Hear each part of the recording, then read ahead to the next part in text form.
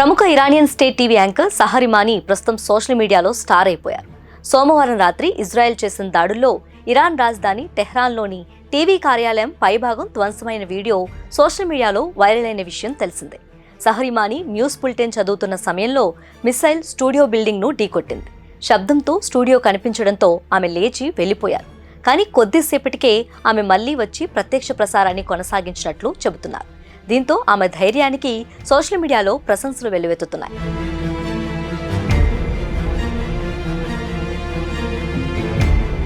కొన్ని రోజులుగా Israel, Iran మధ్య భీకర దాడులు జరుగుతున్న విషయం తెలిసిందే.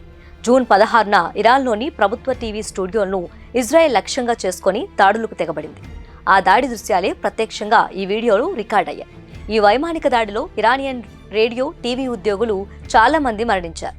ఇరానియన్ మీడియా ప్రకారం టీవీ రిపోర్టులు వార్తలు చదువుతుండగా ఈ దాడి జరిగినట్లు తెలుస్తోంది. అకస్మాత్తుగా భారీ పేలుడు సంభవించడంతో ఆమె కెమెరా ముందు నుంచి లేచి వెళ్లిపోయింది. వార్తలు చదువుతున్న సమయంలో సహర్ ఇమానీ చూపుడు వేలు చూపుతూ ఇజ్రాయెల్ను హెచ్చరించారు. ఇందుకు సంబంధించిన ఫోటోలు తెగ వైరల్ అవుతున్నాయి.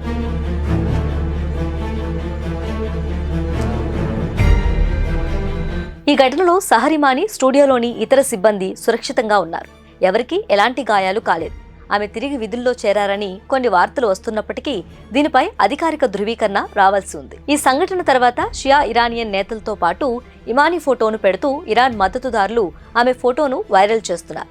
ఇది ఇరానియన్ మహిళల ధైర్యానికి ప్రతిరూపం, ఒక ఆలోచనను చంపలేరు వంటి క్యాప్షన్లతో ఆమె ఫోటోలను షేర్ చేస్తున్నారు. ఇరాన్ మహిళ కుటుంబ సంక్షేమ విభాగ ఉపాధ్యక్షురాలు జహ్రా బెహ్రంజాదే అజర్ దీనిపై స్పందిస్తూ సహర్ ఇమానీని ఇరాన్ మహిళల ధైర్యానికి చిహ్నంగా పేర్కొన్నారు.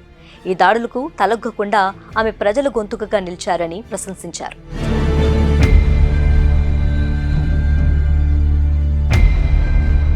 సహర్ ఇమానీ ఇరాన్లో ఫేమస్ న్యూస్ యాంకర్లలో ఒకరు. ఆమె ఫుడ్ ఇంజనీరింగ్లో ట్రైన్ అయినప్పటికీ 2010లో టెలివిజన్ రంగంలోకి అడుగుపెట్టారు. తక్కువ కాలంలోనే ఆమెకు దేశవ్యాప్తంగా గుర్తింపు లభించింది.